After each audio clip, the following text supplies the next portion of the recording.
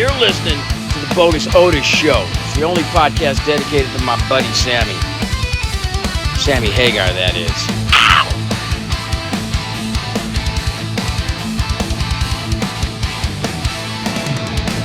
He used to always say, what is understood need not be discussed. Well, you know what? What is understood need to be discussed, especially if it's about Sammy Hagar, the Red Rocker.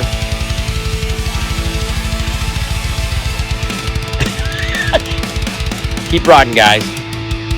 Yeah! World turns black and white, pictures in an empty room. Your love starts falling down. Yeah, better change your tune, but don't change the dial. Stay with us. Why? Because we are the world's only dedicated Sammy Hagar podcast. This is the Bogus Otis Show. I am Bohost Brent. That is Bohost Darren. And tonight is Virtuoso Night in the studio. It's going to be an epic night. We've had some musicians join us, some stellar musicians, but I think we have our first inventor of an instrument. So I'm excited. Ooh, I like that. Look, I said off the top, it's Virtuoso Night. I cannot even do this gentleman justice.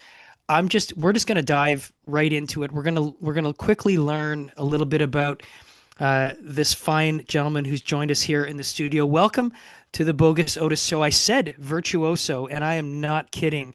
Mr. Mark Wood. Mark, welcome to the show. Thank you. I'm honored to be with you guys. An honor. So we've got quite the CV. Check this out, everybody.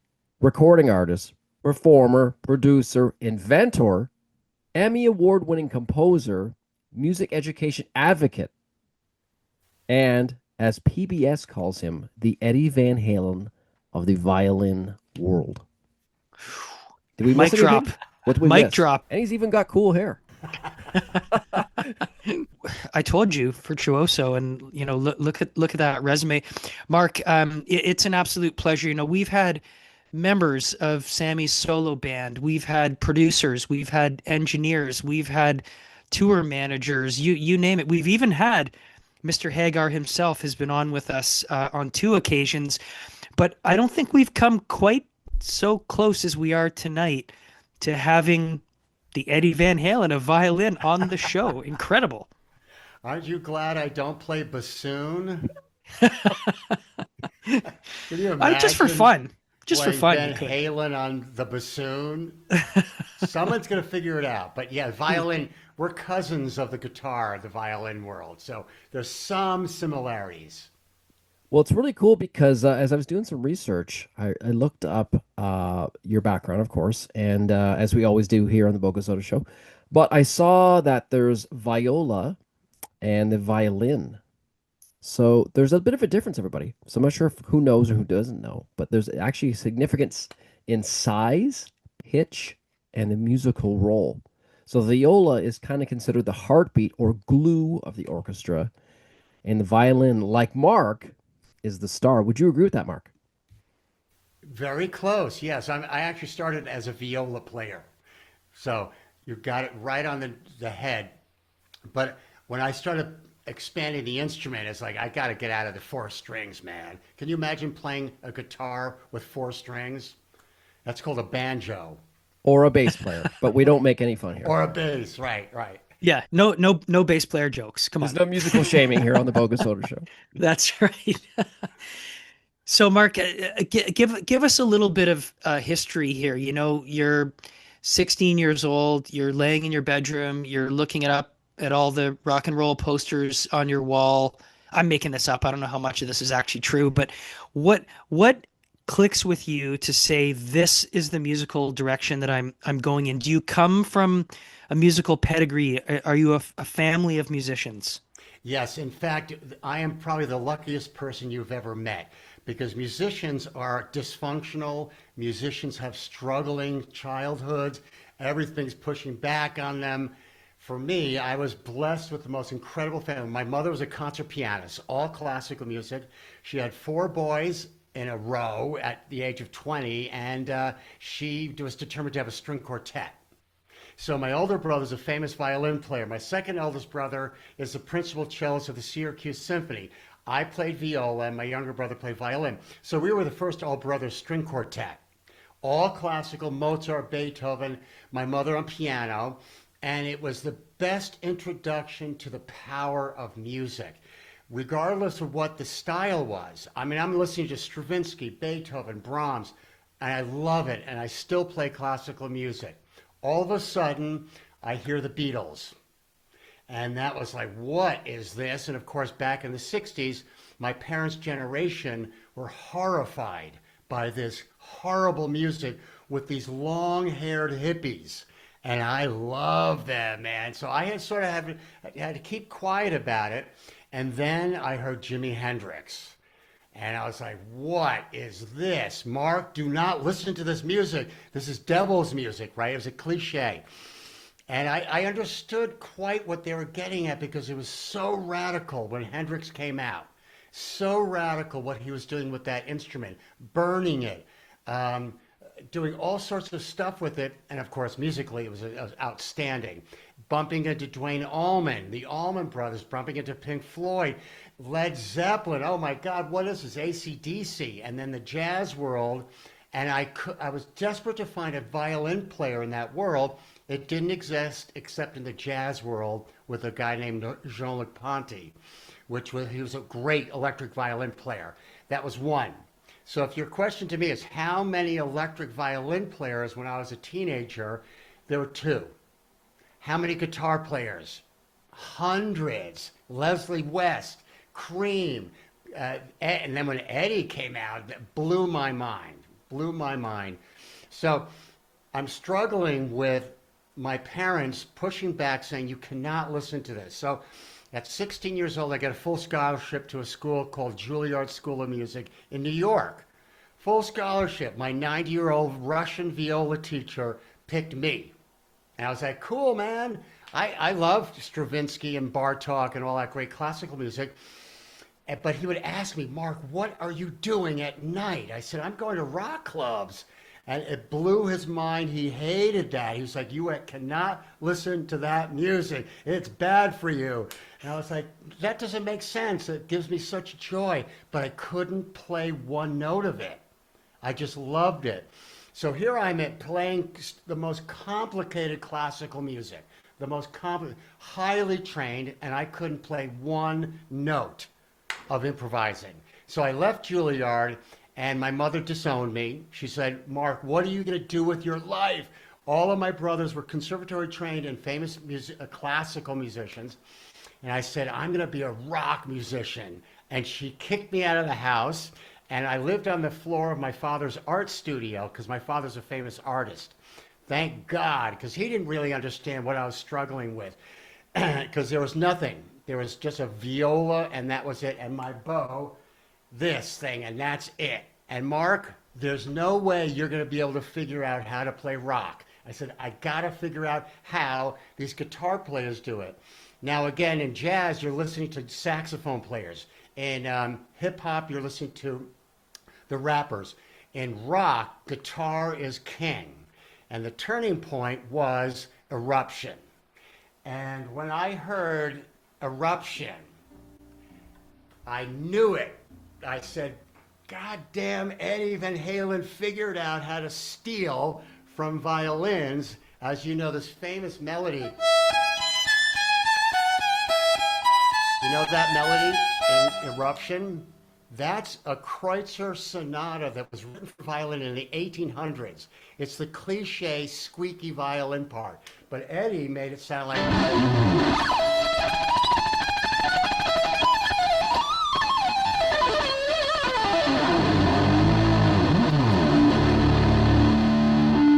did it that way. I was like, wait a second, what's going on here?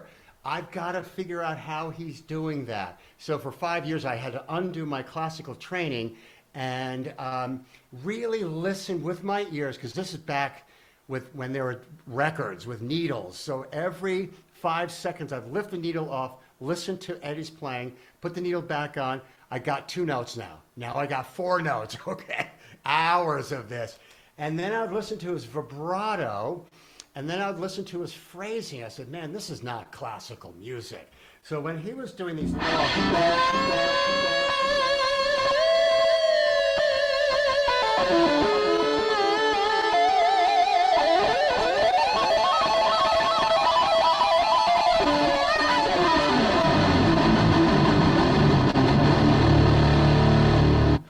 by getting distortion, I was like, that's how they're doing it. I got to get distortion. Now, what's in my right hand is not a piece of plastic called a pick. And I love goofing on guitar players. I've got the coolest magic stick that has horsehair on it. It's not a percussion instrument. As you know, piano and guitar and drums are considered percussion instruments. Violins are not, because I can do beautiful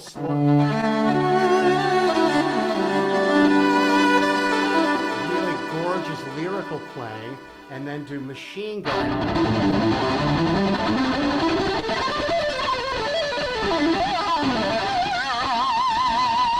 So with a bow, I can extend, where a guitar, when you hit the string, it decreases the sound.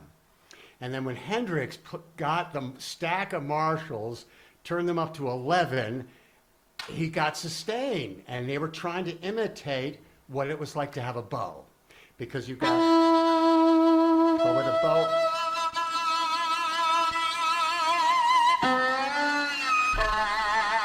now that's a technique called ponticello, which was in the 1800s, string players did ponticello, but with guitar players, I could do it like this.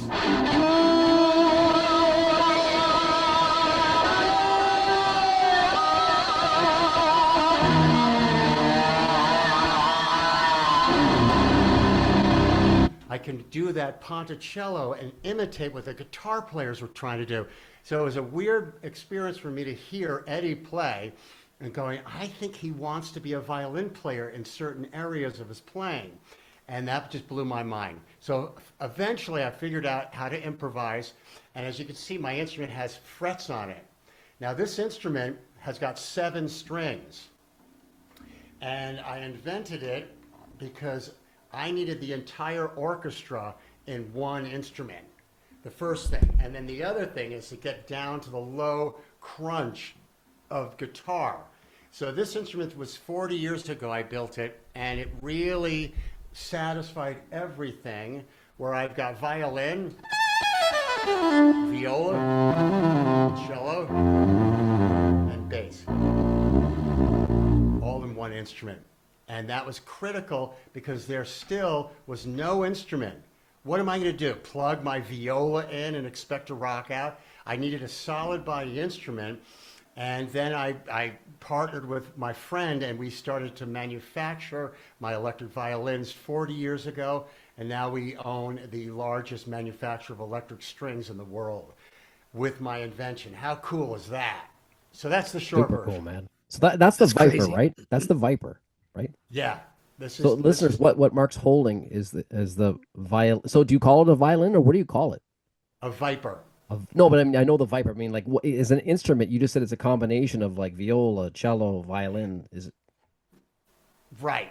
Just a so Viper. with those combining that, but also if you know that a traditional violin has a chin rest shoulder pad, Yeah. that it's like this, and I thought that wasn't a sexy look at all. That uptight tension, when I'd see Jimmy Page and his instrument, and of course, watching Eddie, the relationship of a musician to their instrument. A keyboard player cannot hug the instrument. They're just playing it as a stable instrument. A drummer, on the other hand, can really interact physically. A guitar player, which I witnessed, it's like, man, they have a great relationship physically with their instrument. And I was like, I got to get rid of this chin rest. So I designed a tripod that has 3 points of contact on my chest, which allows me to run around, do back flips, jump out of airplanes, and the instrument is stable on my body without getting my neck frozen. And So it looks there's like a lot of flying things. V, right? It looks like a flying V, which is Totally. super rock and roll, right? Yeah. You know, again, the aesthetic, I could have made it a little less interesting, but it wasn't necessarily the flying V shape. It just happened to have that shape because it had to be on my shoulder and blah, blah, blah. So I have a patent on the first self-supporting violin in the world. And we use it. And if you see these instruments back here, I don't know if I'm jumping forward to what you wanted to talk about, but it's a rare thing that you're in my studio. I'm going to show you instruments that I built and I used for my career. And of course, the coolest instrument. This is the one where my mother completely lost her brains on. It's a human hand that I carved with a knife through it to hold the strings up. Of course, I've got, the neck brace. And That's amazing. it plays like this. And this is my main instrument before I developed the Viper. This is 50 years old.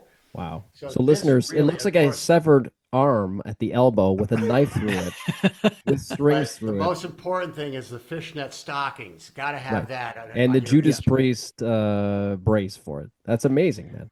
So we have to. I think the burning question that Brent and I have for you next is there a Viper with the Eddie Van Halen stripes? Yes. You know the Frankenstein guitar? I'll send you the picture if you want. We made a Frankenstein Viper of my violin for a violin player years ago. Epic, Killer. Oh yeah, That's like your awesome. backdrop, Yeah. Brent. amazing. Yeah. It's a weird adventure, but the relationship with Eddie as a inspiration to me, like every guitar player, it was still to this day. He is the most important guitar player in history, electric guitar player in history, in my opinion.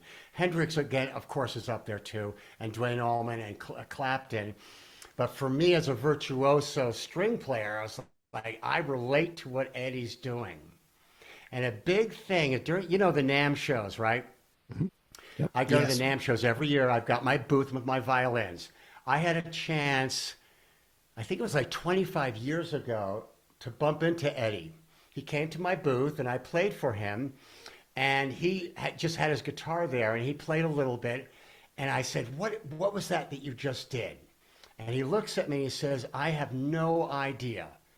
And that was such an important message of musicians. The great ones really don't know what they're doing. They can't verbalize it. And I love that. And another great influence and a very interesting story was with Randy Rhoads. I'm sure you know who that is. Of course. Yeah. In fact, I prepared something for you because Randy Rhoads was also the virtuoso guitar player of Ozzy's band. And when Ozzy was struggling with Black Sabbath, he grabbed Randy. And of course, the Crazy Train solo, which I would love to play for you, changed everything. So check this out. While I'm working on my debut, the first heavy metal violin record in the history, I'm not sure if you remember Guitar Recordings and Guitar for the Practicing Musician magazine. Yeah, dude. Yes, absolutely. Yeah. All right. They signed me, right? And I was the first electric violin player that was featured in Guitar Player magazine. I remember those ads, my friend. I remember those ads. Really? Yeah, I probably have some. Yes. But in 1978, Mike Varney put me in the Guitar magazine for the first electric violin player. And on the cover for the first time was Randy Rhoads. So all of a sudden we had this weird connection. My producer during my record in 1988 or so, 87, 88, was interviewing for Guitar for the Practicing Musician Randy Rhoads. And Randy Rhoads shared with my producer, John Sticks, and said, I'm leaving Ozzy. I don't know if you knew that he was leaving Ozzy. Mm-hmm. And he was like, I'm going to pursue more classical stuff. My producer goes, you need to meet Mark Wood. And Randy heard a little bit of my record. He says, I got to hook up with Mark, and we got to work together. And he was killed a month later. Oh. So Rudy Sarzo, you probably know Rudy Sarzo, Yeah, dude. right? Whitesnake, yep. He calls me up, and I got to play at Randy Rhoads' memorial concert with Dimebag Darrell and all of the guitar people. And Randy Rhoads' mother is like 10 feet from him, and I did Mr. Crowley. and the crowd went berserk to hear a violin player doing exactly Randy Rhoads stuff. So that's my little story with connecting with that world. It was a magnificent moment. It's interesting, when you mention Eddie and his influence, we talk about this often on the show. Um, you can argue whether or not he's the greatest guitar player of all time, and everyone has their opinion, and it's very subjective in that way. But the piece that we keep coming back to is, yes, there are some other great guitar players who were, right up there in that era, but it's very difficult to name another player other than Eddie who actually had the influence on so many other players. And when he passed in 2020, you just have to look then at the outpouring of tributes to him. Yeah. And every guitar player from Slash all the way down was like, the reason I'm playing the guitar is because of Eddie Van Halen.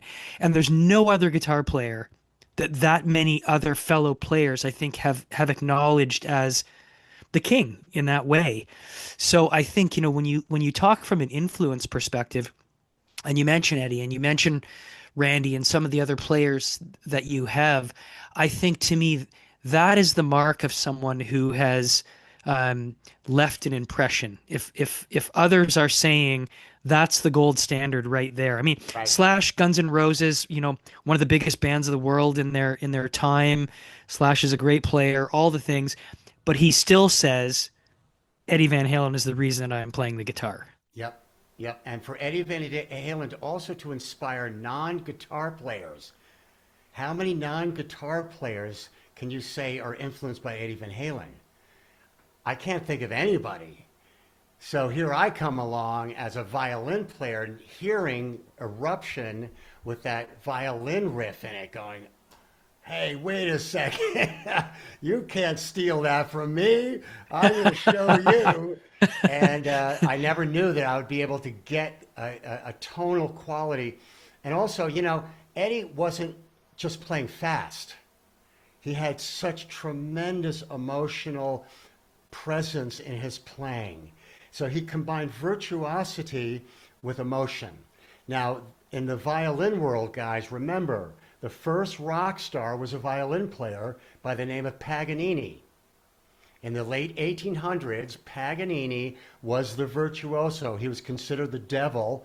He was put in jail. He was a gambler. He had long hair. He was perfect. So remember, guitar players didn't come out as being the gunslingers like our violin players. Vivaldi, Beethoven, man, we got all of that stuff down way before the 70s, and more like the 1800s. So it's an interesting evolution to see the concept of virtuosity, the concept of somebody having such control over their instrument, also being able to play incredibly fast. And then Eddie put the tap-ons. That was the end of it. That was really great. But it's a really interesting observation to see musicians taking an instrument and moving it way outside what we expect it to. And that was my goal. I was like, I got to show people about this. This is not a pick. This is a bow with horsehair on it. And I'm going to make sure that I can play with the kind of finesse. And by the way, there's no way that I will ever get close to what Eddie was able to do. Eddie was an anomaly because it was also his personality.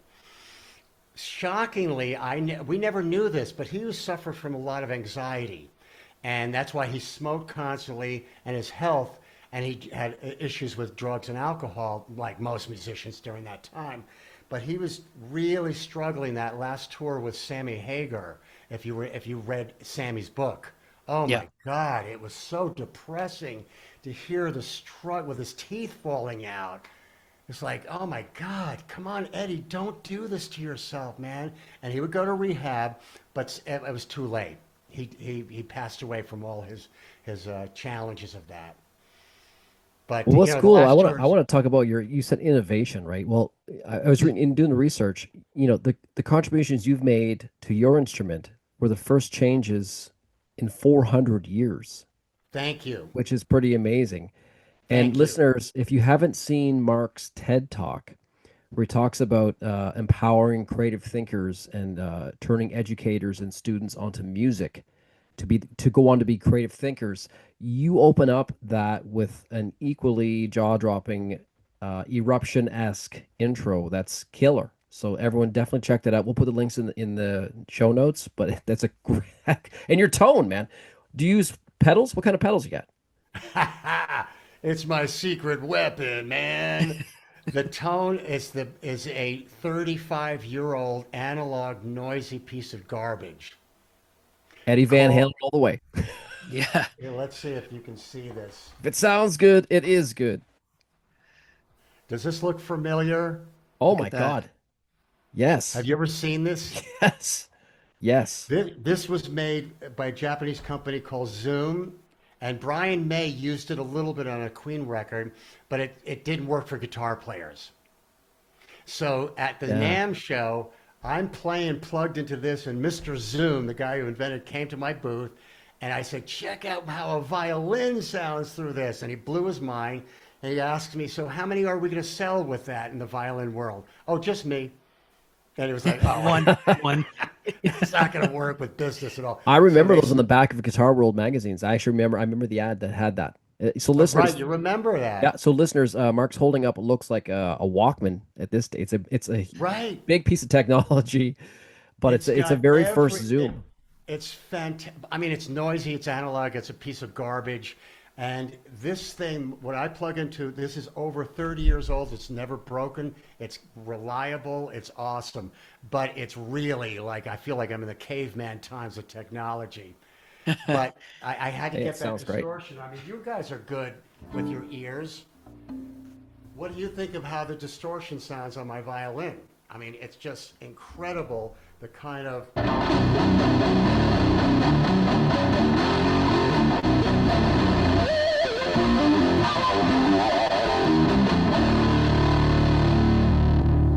rich and thick and milky, and that was the best thing, is discovering that.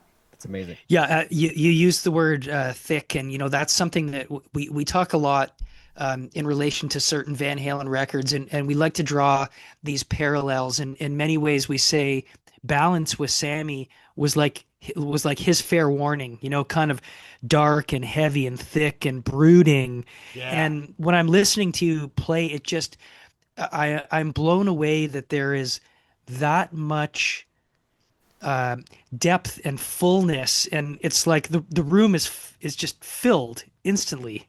Yeah, and I don't know how it sounds like on your end, but I don't know if you recognize.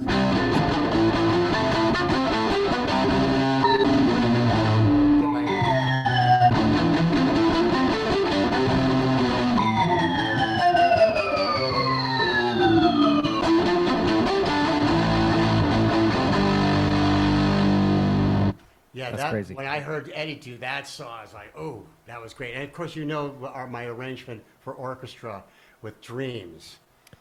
That's which is one right. of the That's right. great So, Van Halen songs. so how did that? Was there other Van Halen songs in the mix to decide to do? What made you land on the epic Dreams? The Hager Van Halen years, and the first years with David Lee Roth were fantastic, of course, and landmark breaking.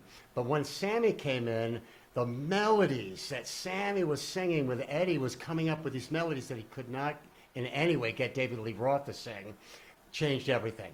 So once 5150 came out, I was like, oh, Sammy Hagar is perfect, So Dreams is just a great thing. I don't know if you'll have a chance to share that with your listeners, We will. We will. Yeah. but that's from my camp. Can you imagine, in my camp, I have 100 string players playing my instrument in the orchestra, as an electric orchestra. I look out and my head spins saying, wow, did I do this myself? So it's pretty spectacular. So that let's go back to where we started, and kind of waxing a bit poetic about 16-year-old you looking at some of these rock stars and saying, I need to find a way to do that with my instrument and my sound. When you look back now, you must just shake your head and wonder how the heck did all of this happen? How did I do it? Well, the first thing is if I didn't figure it out, I don't know what I would have done. I had to figure out how Jimmy, and it wasn't just B flats and F sharps, it was the feeling of what Eddie was doing and those solos and that soaring feeling of goosebumps. Because again, we've all heard virtuosos that gets boring after a while. It's just way too technical. I need that emotion, and Hendrix did it, Clapton, Duane Allman, and of course Eddie mixed the emotion with the virtuosity. And if I don't know what I would have done with my life. What would I could have done if I didn't play the music that I heard in my head and rocked out? Because remember, guys, in classical music, when I would do a concert, there would be polite applause, and that's it. The second I joined my rock band, they were screaming. They were throwing their underwear at me. That was not done in a classical concert. I was like, oh, I like this much better. But Yes. the Well, we don't know if was, Paganini got some underwear thrown at him or not. In fairness, we don't know that. We can't prove that. no, he missed out on all of that fun. All the fun stuff. Yeah. What is happening right now in your life and in your career? Are you still performing regularly? How do people find you? How and when can they come and see you? Yeah, on social media, of course, is Markwood Experience and Markwood Music on Instagram and Facebook. TikTok, the whole thing. So we just finished. I just finished 6 months of a tour, and I have my own band. I don't know if you know that I'm one of the founding members of the Trans Siberian That's Orchestra. right. We know that. Yep. Awesome. And and I don't know if you know a great guitar player, friend of mine, Al Petrelli. Yeah, Alice Cooper. Alice Cooper. Yep. Yep. And Megadeth. And he and I have known each other since high school. He calls me up. We're doing a rock orchestra. We're going to be the rock band. You be the orchestra. And I was like, sure. And we're doing Christmas music, heavy metal. Are you kidding me? No one's going to want to buy it, but I love this idea. And 15 million records later, we got the old, the Carol of the Bells. So that was a huge thing of going from zero to arenas. And now TSO has, 3 or 4 bands out there. That was a great experience. But a lot of my work right now is I do a symphony, rock symphony of TSO stuff, Trans Siberian Orchestra stuff. And I've got my own band, and a big part of my mission, because it's got to be purpose-driven, what we do, is helping music programs in public schools. And I go around the world empowering people. We do universities, we do teacher training, and it is the most important work, as working with teenagers and young people who are struggling to find themselves and their emotions. I come in and say, no, man, we got to improvise. We're going to do it in rock style. You're going to listen to not only Mozart, but you're going to listen to Led Zeppelin. And you're going to listen to this person, and we're going to play that music on that instrument. And it's instantaneous to see their personalities change, their social skills, their ability to bond with other humans, sharing the power of music live, connecting human to human. And that's a critical message for our music programs, because they hide behind music stands. And I don't like that. I said, get rid of these music stands. Everybody stand up, and we're going to eye to eye. We're going to play together and connect like a rock band.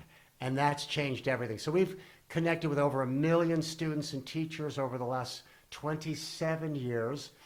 We give out raffles of my instruments that 100% of the proceeds of the raffles go into the music programs, generated hundreds of thousands of dollars for that. So that's a big, big thing for me, to be able to look at the parents in their eyes, say, my kid was about to quit, and you saved them, and they are going to continue playing, or even more impactful, my kid has never had a friend, or my kid has never spoken or had confidence until they saw that kid standing next to me, playing along and having a big smile on their face. So it's the original school of rock, man. You're the Yeah. you taking Jack Black to court after this, or? I think that this is really powerful to hear you say these things. I mean, you look across, certainly for us here in Canada, at the public school and high school level, music programs are being cut. Yep. Funding is, gone. Gone are the days of truly fostering the arts, from a young age, and to see that kind of impact that you are having. It's you very eloquently said it. I mean, it literally is life changing, some of the work that Yeah. that you're doing. Yeah. And it really, I don't know, it makes me a little bit crazy when you see people not appreciating this. Hey man, it's Phil X, and you're listening to the Bogus Otis show. Let me do that one more time. Bogus Otis. Yes. It's a tongue twister. Hey man, it's Phil X, and you're listening to the Bogus Otis show. And you know what? Check out the new Phil X and the Drills record called Pow! Right in the kisser. Pow! Just coming out of the commercial break here, we're back with virtuoso Mark Wood, who's been entertaining us and educating us in many, many ways. Before the commercial break, we were talking about the decline in funding and support and focus on music education for kids in schools, and just how vital it is. And Mark, I wanted to kind of connect that to the modern day of the making of the pop star. And this is something that we've talked about on many episodes, and it's something that I have a little bit of a bee in my bonnet for here. And so I'd love to bring it up with you, and that is the age of American Idol. It's big money and big network TV and all the stuff, and essentially you can have someone walk into an American Idol audition, and a handful of months later they walk out with a recording contract, and suddenly they're the biggest pop star in the world for this year. And to me, I've always looked at it as something that feels very contrived and not Fake. really, and not authentic. And there you go, you've Fake. said it. So I think Yeah. we're on the same wavelength here. And so it troubles me that there's this notion that gone are the days of the rock stars on the Sunset Strip in California, paying their dues year after year after year, playing the clubs, sweating it out, all of the things, and working and earning what they now have. And with American Idol, it's like you go from nobody to huge pop star. So I'm just kind of curious, your take on that as it relates to some of the work you're doing from a music education perspective. I think that the word that we love to share is discipline. And when you have a discipline to play not for 5 minutes and not sloppily sing something or sloppily play something, to recognize saying, I got to do this better. Well, what's your barometer? Okay, if you're dealing with Paganini, Beethoven, Hendrix, Van Halen, if that's your level, it's not overnight, and you have to. Eddie played constantly. He never practiced, he played. And one of the messages that we talk to our young musicians is play. It's not work. Let's not work music. Let's play music. So already the word play is part of it. But after 15 minutes, after half an hour of playing, where are you going with this thing? And where are you dictating where that goalpost is? It's very much like sports. You cannot fake sports. If you're a crappy tennis player, you cannot fake a great tennis player, right? There's no sport that you can pull that off.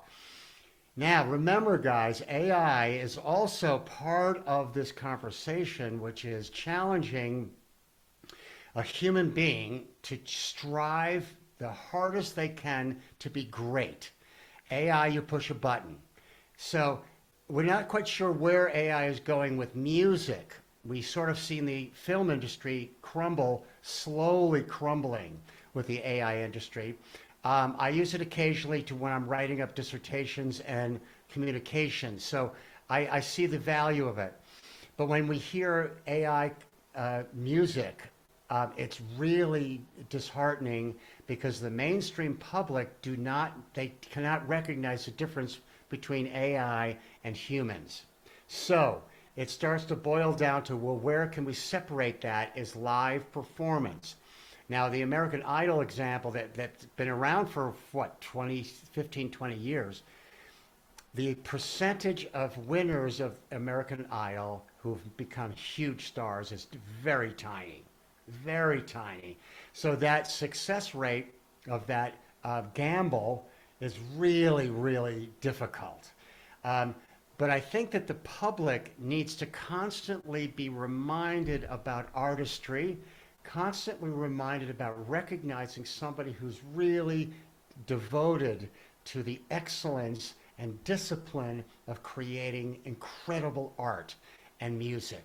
And the three of us can immediately notice quickly when somebody's either faking it, and of course with social media, there's a lot, oh my God, who knows if they're actually playing and they're just being called out for it. And it's really an interesting moment.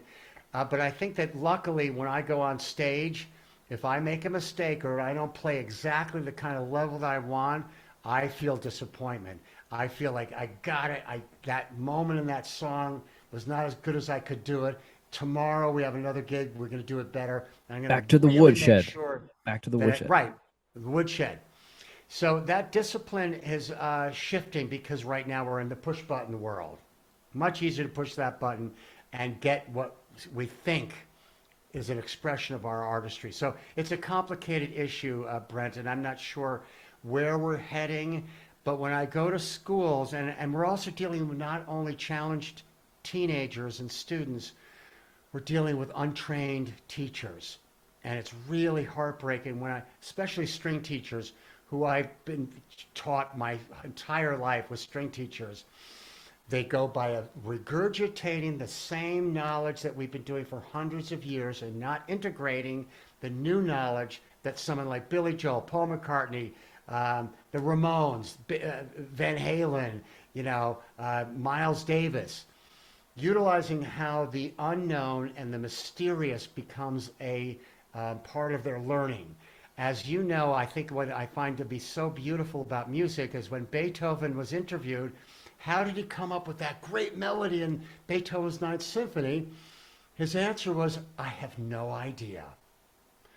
All of a sudden, music is more than just notes. It's a mystery and a power. So if we constantly, and of course, Eddie, as I experienced, how did you do that? And he looks at me and says, I have no idea. And it's like, wow, that's an interesting way to be a master, virtuoso of something, and not really know how to verbalize what you do. So that's an art form that I find to be so fascinating with music. And you look at painters and sculptors and actors and playwrights. Where do they come up with this idea? And it's the beauty of imagination and creativity that we need to learn. Social skills, creative intelligence, and emotional intelligence are the first things that we talk about when I walk into that classroom.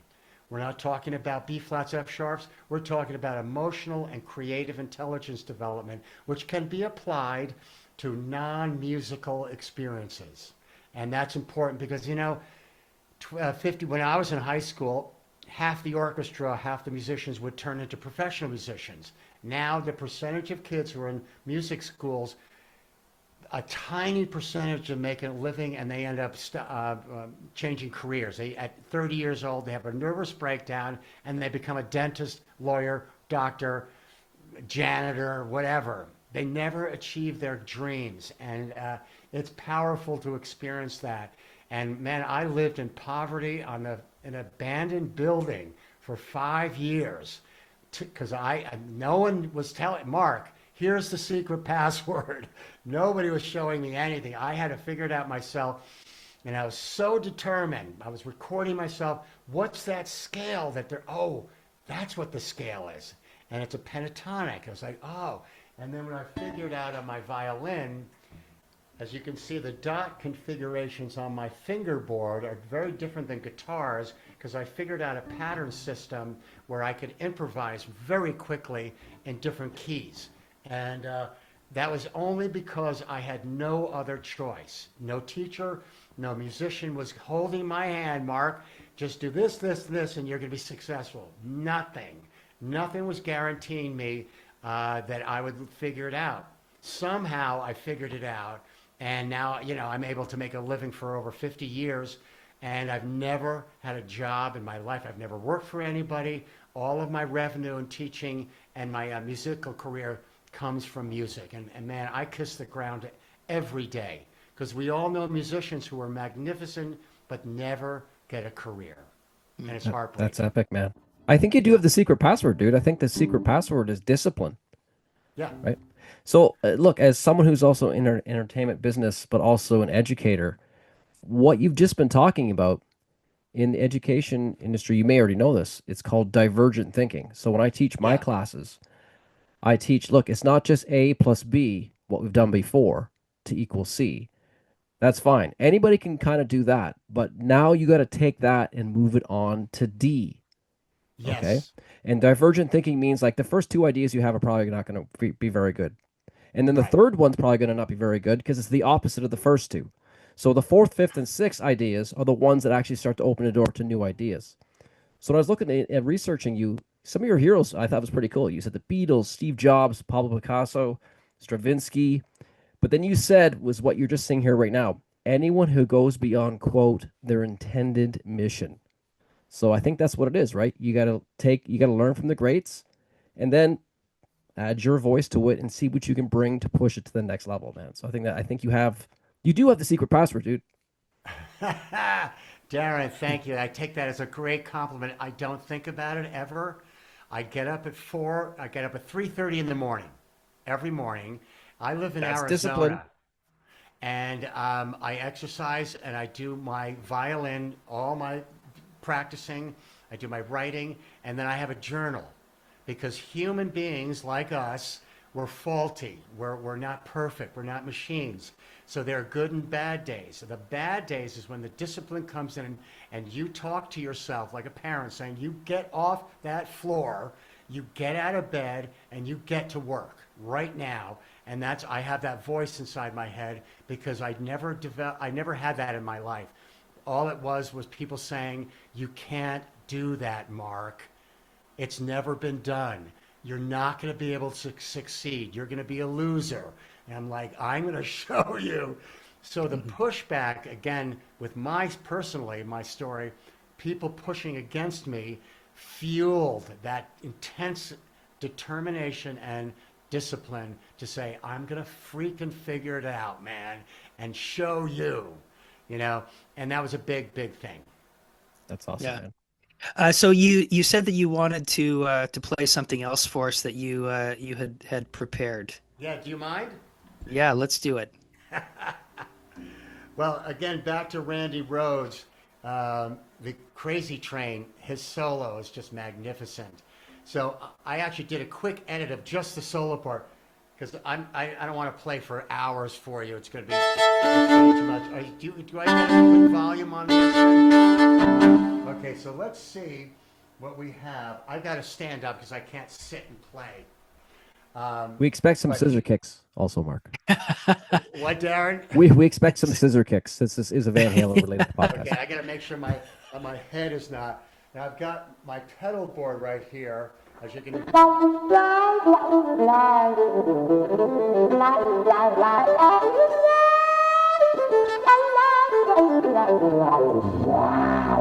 So a wah-wah pedal's really important. Let's see if we got this. Yep.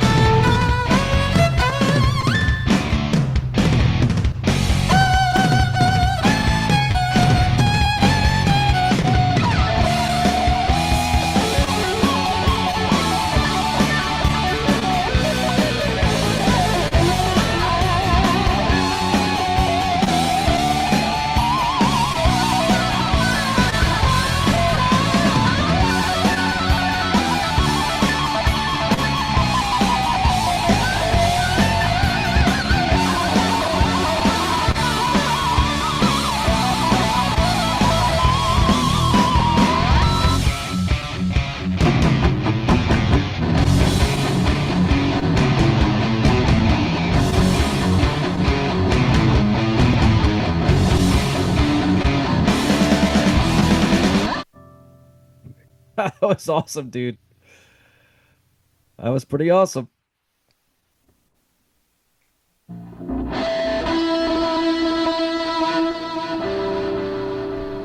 Check out the wah-wah pedal enables me to do it.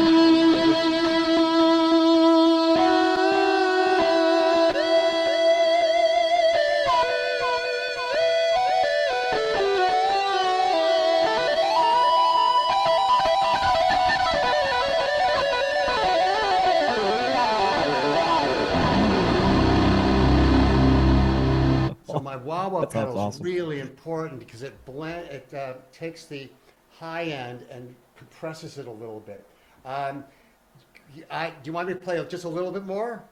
Yeah, do it. Sure, This is man. amazing. Sure. All right, I don't want to take up all of the time. Let's see. An interesting moment, as you know, with Sammy Hagar. He's doing this Van Halen show, so what kind of guitar player is going to even get close to Eddie, right? Satriani, fantastic guitar player. He also is very open about there's no way that he's ever going to be close to what Van Halen does because Satriani plays this in his own way, and he's great. So one of my favorite songs of Joe Satriani, I'll play a little bit for you. As you know, this is a 7 strings, so I can do it with distortion. And this is a song called 7 String, which is really fun. That sounds awesome.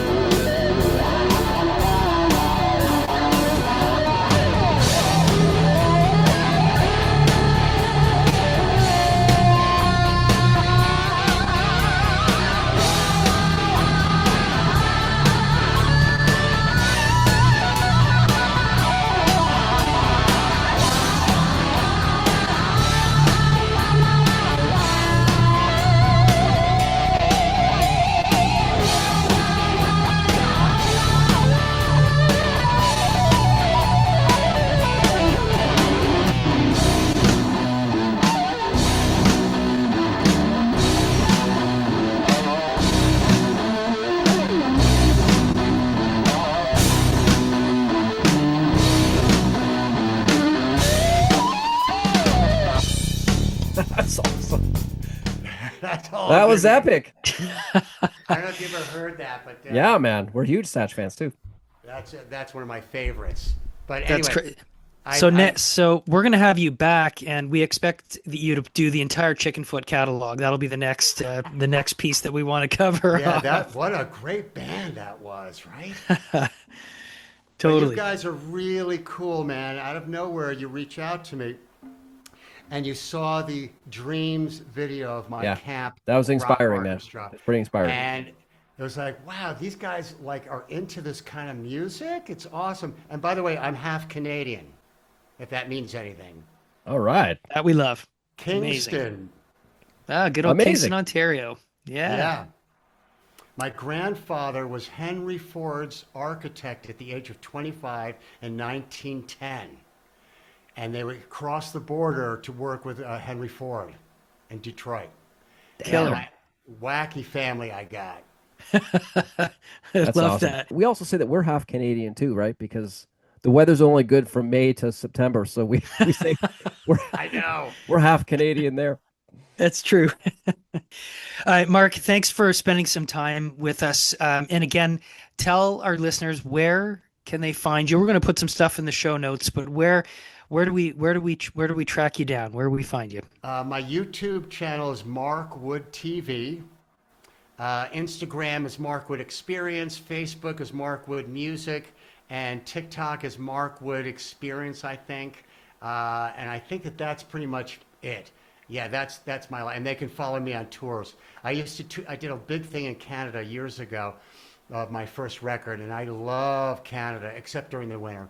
I love Canada. So I'm half Canadian. I love you guys, and thank you so much for being so good at what you do. Forget about me.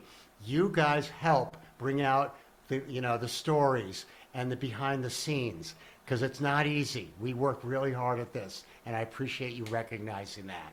I love it. Anyway, lots of love. Peace and love, my friends. Yeah, amazing Thank you. work, man. You are the testament to, like you said, discipline. And when I was inspired when you say, when people tell you no, that's when you get fired up. Right.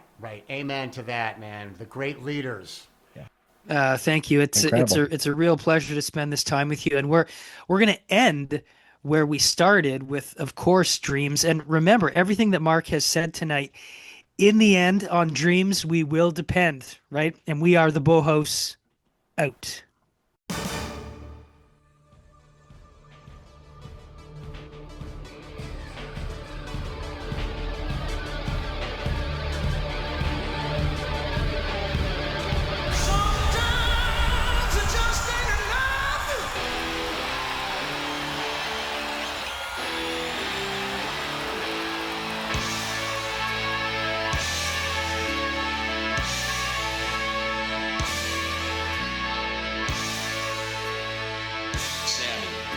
Sammy-centric podcast?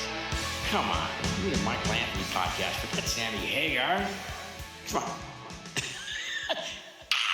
Keep rocking, guys. Yeah. I've been wanting to tell you that I think what you're doing is very cool, and I'm serious.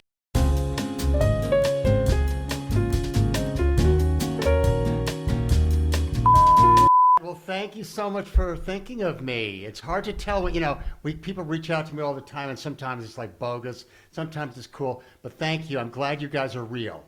Yeah, well, just because the word bogus is in our title does not mean we're bogus Otis. That's true. You have the perfect title.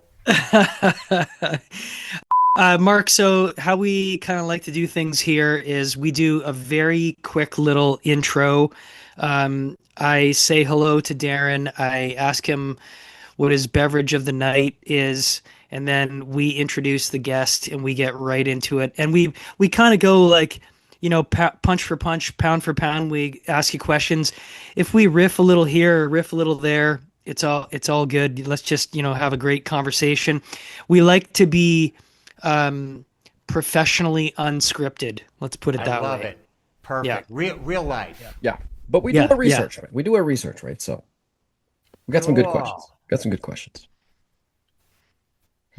Okay, so if you're ready to go, we're going to kick it off. Let's do it. Do you want to check the sound of my violin for a second? Yeah, sure. Yeah.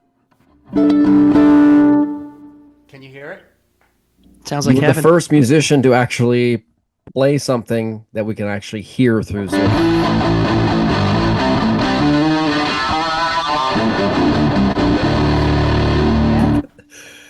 Okay? Yes, dude. Yeah, it's okay. Bogus Soda Show. Too fucking funny.